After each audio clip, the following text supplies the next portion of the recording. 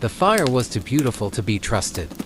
Ribbons of orange danced like spirits over the grill, licking the skewers of meat with tender violence. Bryce adjusted the vent, watching the flames flare just a second longer than usual. The family reunion hadn't started yet, but the scent was already summoning cousins from down the street. Bryce believed no grill was ever too hot until that day. He prided himself on cooking with what he called dragon heat, the kind of blaze that seared memories into flesh and flavor alike. But something was off this time. The charcoal hissed like it was angry, the fat from the pork belly sizzled and jumped, and the air felt heavier than normal.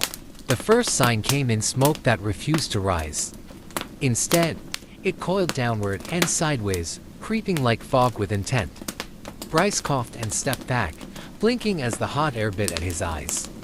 The skewers were still turning, slowly, but the flames were no longer predictable. They pulsed, surged, and then settled back into deceptive calm. In the kitchen, Aunt Mariella was slicing calamansi with a vengeance. She paused mid-slice, frowning toward the open window. "It smells wrong," she muttered. "Too dark." "Not grilled charred." Bryce heard her but waved it off. "Just the wind blowing the smoke back inside," he called out, but his voice cracked with doubt. That's when the fat burst like a small explosion. A slick of pork grease dripped directly into the heart of the coals, and the flames shot upward higher than Bryce expected. A panicked yelp escaped his mouth as he stumbled backward, almost tripping over a garden hose. The fire hissed and spat, hungry and unhinged. The chicken thighs turned from golden brown to black in seconds.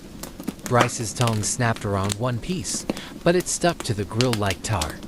He forced it up, tearing the skin off in the process. The meat steamed as it lifted too hot, too fast. The outer layer was crisp to oblivion, and the inside oozed uncooked juices. "Something's wrong with the heat," Bryce whispered, as if saying it louder would wake a beast. The dials hadn't moved, but the temperature kept rising. He reached for the meat thermometer. It read 840 degrees Fahrenheit. That wasn't possible. That was forge temperature. He backed away again, heart pounding louder than the crackling wood chips. The corn caught fire like paper. One moment, it was blistering sweetly in its husk.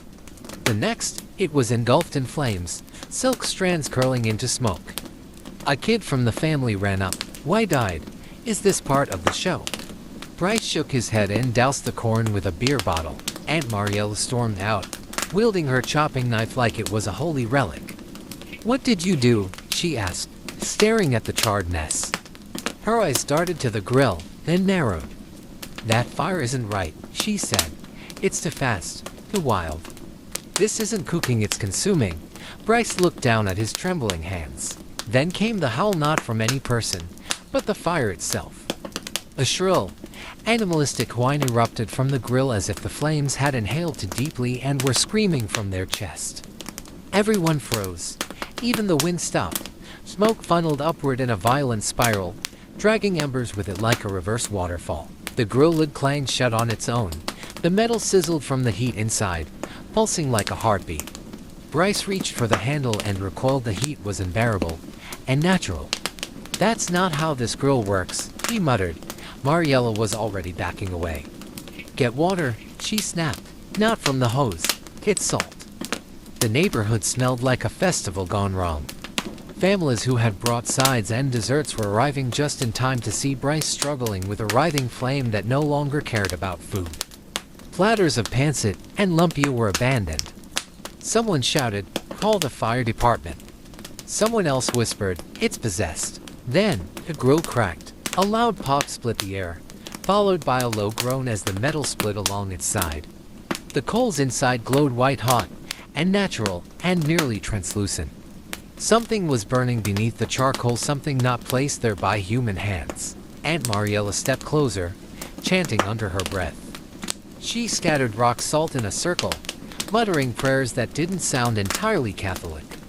Bryce watched as the flames flinched when they hit the salt. The fire dimmed for a moment, retreating into itself like a scolded pet.